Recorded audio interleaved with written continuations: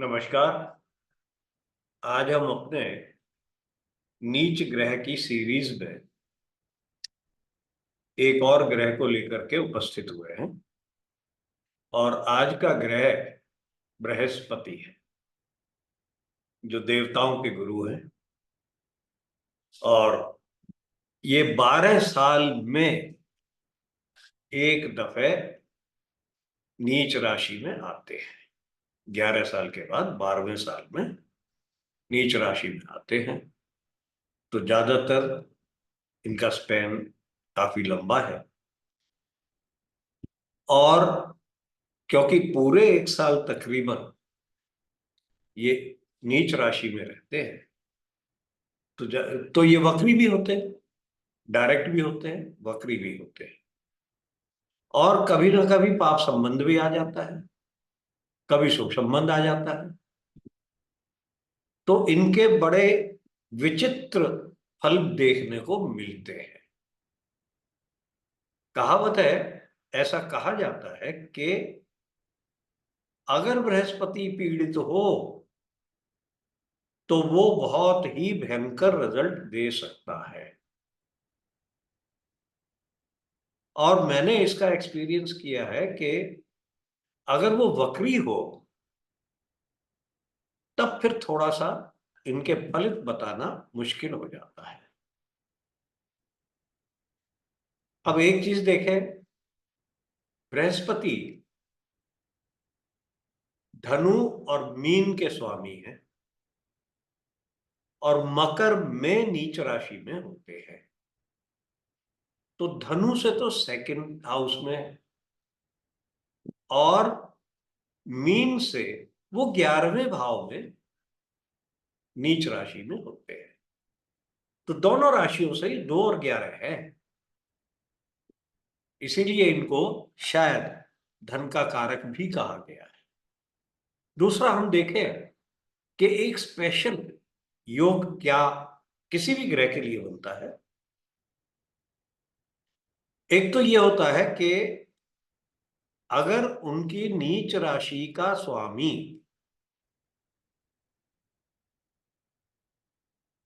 उसको दृष्ट कर रहा हो या उसके साथ विराजमान हो तो ये बहुत अच्छा योग बन जाता है। तो अब शनि है, जिस शनि की राशि में ये नीच के होते हैं, तो यदि शनि इनके साथ आता है और ये नीच के होते हैं तो या शनि इनको दृष्ट कर रहा हो, ये नहीं कि बृहस्पति शनि को दृष्ट कर रहा हो, नहीं, शनि अपना प्रभाव इनके ऊपर डाल रहा हो, तो वो क्या होगा, जिस भाव में शनि बैठे हुए हैं, मकर में जिसमें बैठे हुए, मकर को बलि कर देगा और शुक्र बृहस्पति को भी बलि कर देगा, क्योंकि उनकी राशि में विराजमान है और उस राशि का स्वामी उसको देख रहा है। एक और इसमें आता है कि अब शनि किसकी राशि में उच्च राशि में होते हैं? शनि होते हैं शुक्र की राशि में उच्च के। तो यदि बृहस्पति और शुक्र ये दोनों भी एक साथ आ जाए या शुक्र बृहस्पति को दृष्ट करे, बड़ा अच्छा धन योग बन जाता है। अब देखिए क्यों और बनेगा, काल पुरुष के शुक्र दूसरे और 7वें भाव के स्वामी हैं और बृहस्पति 9वें भाव के स्वामी हैं। तो सेकंड और नवम का संबंध आ गया ना, ये एक बहुत अच्छा धन योग बन जाता है। तो और वैसे भी अगर शुक्र और बृहस्पति एक साथ आ जाए तो ये स्ट्रॉन्ग योग बन जाता है। कैंसिलेशन तो होता ही होता है, परंतु स्ट्रॉन्ग योग, अब लोग कहेंगे भाई कैंसिलेशन कैसे होता है? ये मिल जाता है कुंडलियों में, डायरेक्टली ये कैंसिलेशन नहीं है, परंतु क्योंकि शनि की के उच्चेश शुक्र होते हैं और बृहस्पति शनि की राशि में विराजमान है, तो ये कैंसिलेशन तक का योग बना देता है। एक और, अगर बृहस्पति वक्री हो और सप्तम भाव से संबंध रखते हो,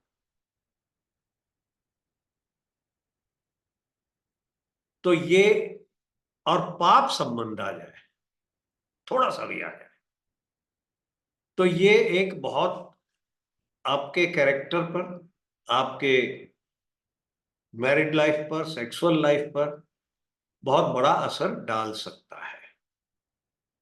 क्योंकि, और स्पेशली अगर वो सप्तम भाव में ही विराजमान हो, वक्री हो, या फिर काम त्रिकोण में विराजमान हो,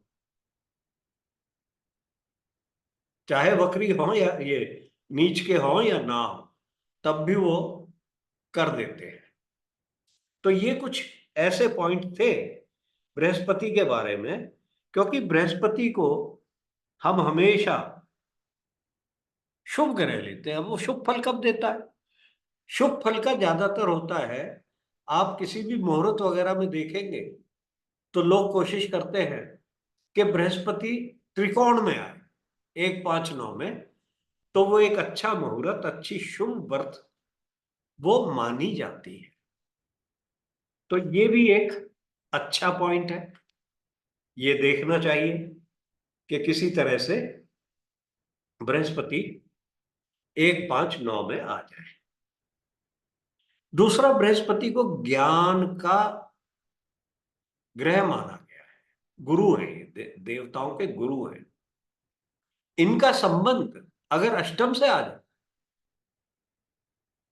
तो ये अकल्ट साइंसेज में, इंक्लूडिंग ज्योतिष, अकल्ट साइंसेज में रुचि पैदा कर देते हैं। बहुत सी दफे अगर बृहस्पति की दशा आ गई और वो अष्टम अष्टमेश से संबंध रख रहे हैं, तो वो एस्ट्रोलॉजी में या अकल्ट साइंस में वो व्यक्ति रुचि रखता है और ज्योतिष बन जाता है। तो ये तो मोटे मोटे पॉइंट थे। अब हम एक एक राशि पर उसका प्रभाव देखेंगे और एक एक पे कैसे देखते हैं ये गणना करेंगे। ठीक है, आइए।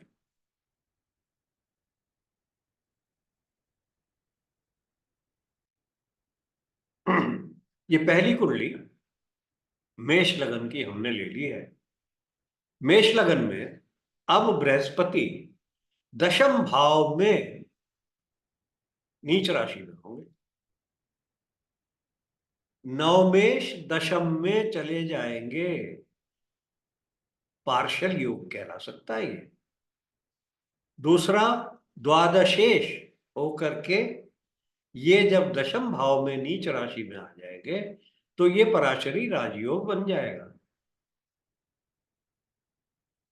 अब यहां क्या है, ये एक राजयोग तो दे रहे हैं इस कुंडली में, ये वर्ष वर्ष की कुंडली है। बहुत बड़े राइटर हुए हैं ब्रिटेन के, तो बहुत बड़े राइटर की कुंडली है और धनी भी थे।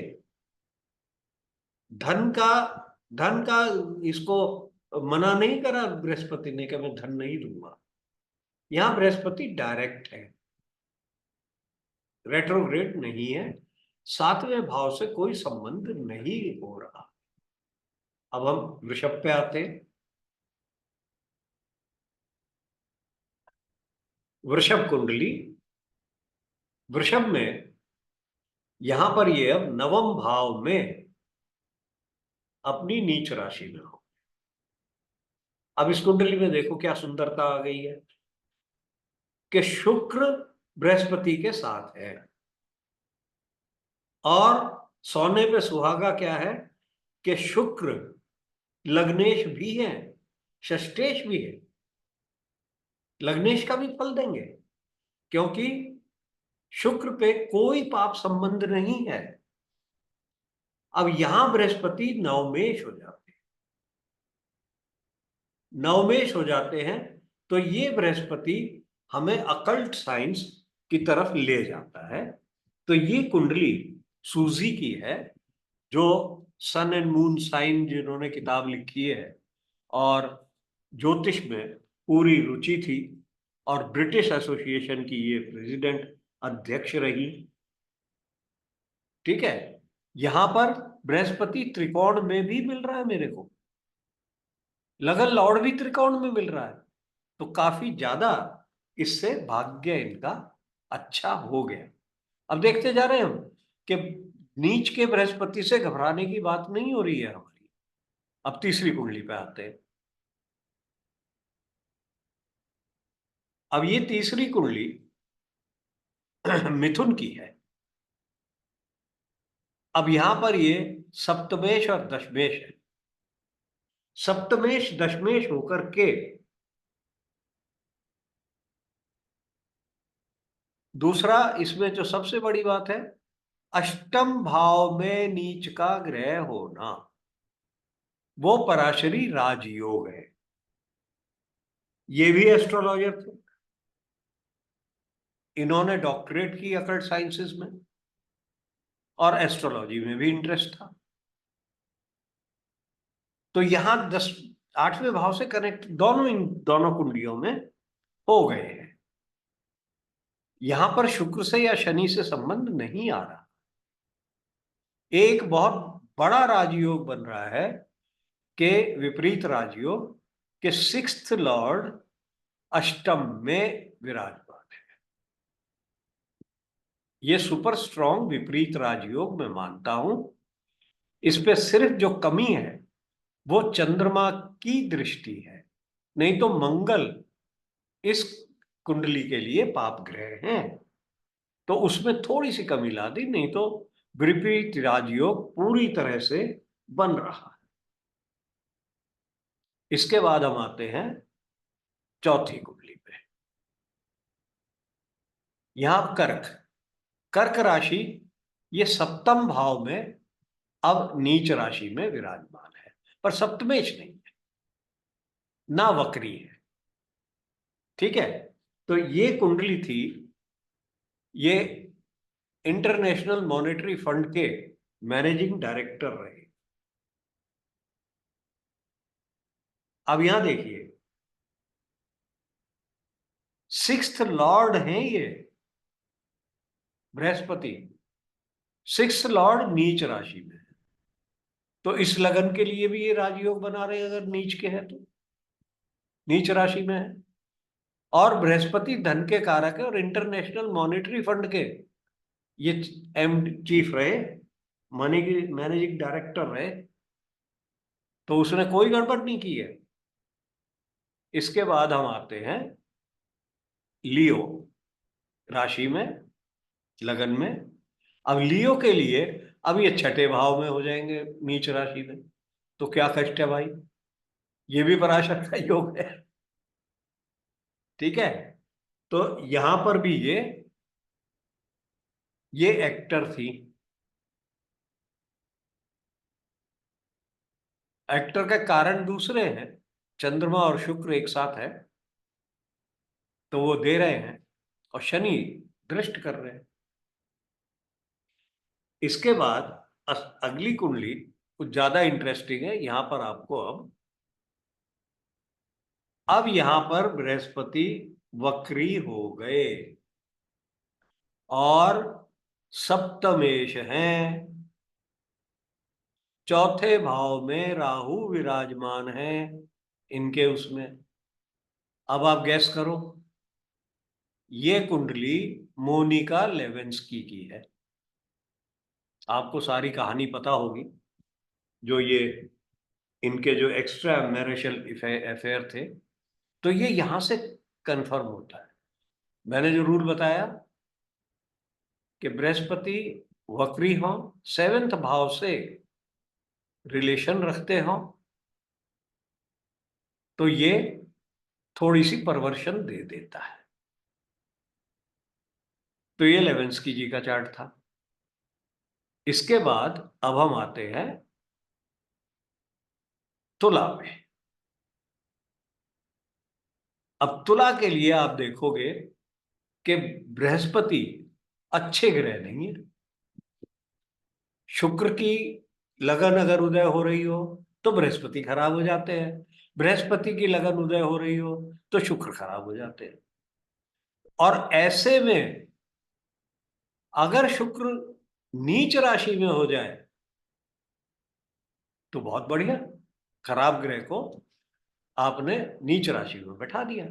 और इस कुंडली में तो और ज्यादा सोने पे सुहागा क्या हुआ है कि ये शनि के साथ है।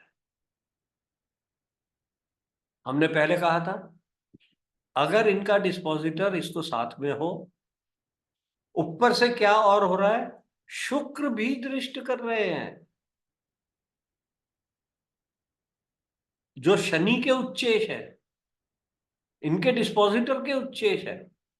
तो ये बहुत ही बढ़िया वो बन गया, ये स्क्रीन प्ले राइटर थे, बहुत अच्छी पोजीशन इनको लाइफ में मिलेगी, मिली। ठीक है, वीनस भी देख रहे हैं, शनि साथ में है, इससे अच्छा कॉम्बिनेशन नहीं मिल सकता। अब हम 8 पे आते हैं, वृश्चिक पे। वृश्चिक में ये तीसरे भाव में अपनी नीच राशि में होंगे। फिर राजयोग हो गया, तीसरे भाव में नीच का ग्रह। ये कुंडली साइंटिस्ट की है। अब यहां देखो, थर्ड का और फिफ्थ का थर्ड से कनेक्शन आ गया, राइटर हो जाते हैं। ये राइटिंग स्किल दे देता है, बुक्स लिखता है, थीसिस लिखते हैं। तो ये इन्होंने यहां काम कराया। परंतु हम ये कहेंगे ठीक है भाई, धन बहुत ज्यादा नहीं है पर ठीक है, जीविका के लिए अच्छा धन है, साइंटिस्ट है, राइटर है। इसके बाद धनु। अब धनु में लग्नेश, लग्नेश द्वितीय भाव में नीच राशि में हो गए। ठीक है, यहां पर क्या बढ़िया बात हुई है कि शनि और बृहस्पति का एक्सचेंज हो गया। लग्नेश का अपनी नीच राशि में जाना वो इतना अच्छा नहीं माना गया है। तो अगर यहां पर शनि का एक्सचेंज नहीं होता तब हम कहते कि ये कुंडली इतनी अच्छी कुंडली नहीं है, पर यहां पर एक्सचेंज आपको मिल रहा। तो ये भी एक टीवी शो करती थी और अच्छी पोजीशन पे थी, अवार्ड भी मिले। अब हम नेक्स्ट पे आते हैं, वो बड़ा इंटरेस्टिंग चार्ट है। अब यहां पर तो सीधा सीधा क्या हो गया कि शनि बृहस्पति के साथ आ गए। बस यहां कमी रह गई कि शुक्र की दृष्टि नहीं है। अब यहां देखो, बृहस्पति रेट्रोग्रेड है परंतु सेवेंथ से कनेक्शन नहीं है, ये सेवेंथ है। ये ओबामा जी की कुंडली है, प्रेसिडेंट बने 2 दफे और जुपिटर की दशा में प्रेसिडेंट बने। तो ये जुपिटर ने बड़ा राजयोग दे दिया। 12th लॉर्ड इन डेबिलिटेशन, 3rd लॉर्ड इन डेबिलिटेशन। तो ये भी एक, यहां भी कोई खराबी नहीं हुई बृहस्पति की। इसके बाद आते हैं हम कुंभ राशि में। अब कुंभ राशि में, अब यहां देखो, जो मैं आपको एक नियम बता रहा था कि शुक्र और बृहस्पति, ये कुंभ राशि के लिए तो बहुत ही सटीक बैठता है। क्योंकि आप कुंभ राशि में देखोगे तो बृहस्पति 2 और 11 के स्वामी हैं और शुक्र अकेले ही योग कारक है, नवमेश है। और इस कुंडली में तो नवमेश के साथ पंचमेश भी आ गए हैं, सारा धनयोग, पूरा पूरा धनयोग यहां पर बन गया। किसी के अगर कुंभ राशि में शुक्र और बृहस्पति दोनों ही साथ हो, बोल देना भैया बहुत धन है तेरे पास। ये एक जज की कुंडली है और उसके बाद वो FBI के डायरेक्टर भी रहे, सीक्रेट सर्विसेज में भी रहे, 8th लॉर्ड 12वें में, सीक्रेट सर्विस। ठीक है, तो ये भी बहुत बढ़िया, यहां पर भी कोई इस लगन के लिए कोई गड़बड़ नहीं है। अब इसके बाद आखिरी कुंडली मीन लगन की। अब मीन लगन में ये खुद लग्नेश होंगे, ये खुद लग्नेश हो जाएंगे और दशमेश हो जाएंगे। अब आप देखो, आप कहोगे भाई दशमेश नीच राशि में चला गया, पर जाएगा 11वें भाव में। दशमेश 11वें भाव में नीच राशि में जाएंगे ये, और लग्नेश भी है। अब लग्नेश होकर के ये हमेशा, अब वो जैमिनी नहीं पढ़ा रहा हूं, ये अर्गला देंगे लगन को। उसी की वजह से ये बृहस्पति अच्छा काम करेगा। खैर, हम सिर्फ पराशरी की बात करें तो यहां पर लग्नेश नीच का है, तो लाइफ में थोड़ी प्रॉब्लम देगा। ये कश्मीरी पंडित है, अमेरिका में जाके बस गए, अच्छी पढ़ाई की, एमटेक एमएस किया है मैकेनिकल इंजीनियरिंग में, और गवर्नर भी रहे कैलिफोर्निया। तो स्टेटस में कोई कमी नहीं की।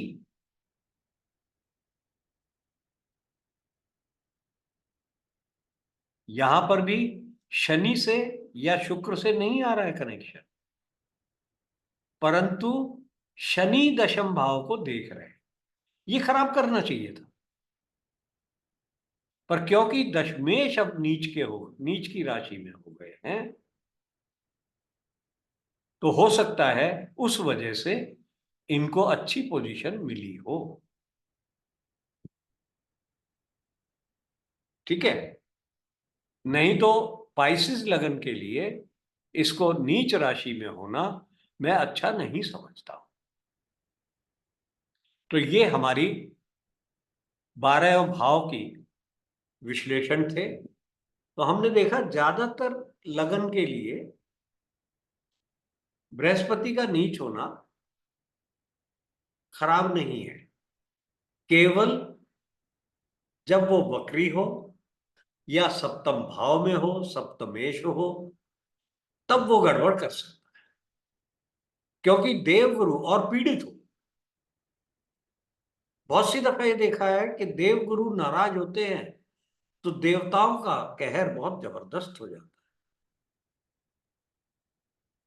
वैसे नीच के ग्रह से घबराने की बात नहीं होती है, मैं हमेशा बोलता हूं, क्योंकि 94% केसेस में तो नीच भंग हो जाता है। ठीक है, तो इसके साथ ही आगे फिर मिलेंगे। बृहस्पति के बाद अब शुक्र का नंबर आएगा, वो दैत्य गुरु हैं, फिर दो दो गुरु की बात हो जाएगी। तो जब तक के लिए मैं आपसे विदा लेता हूं। धन्यवाद। नमस्कार।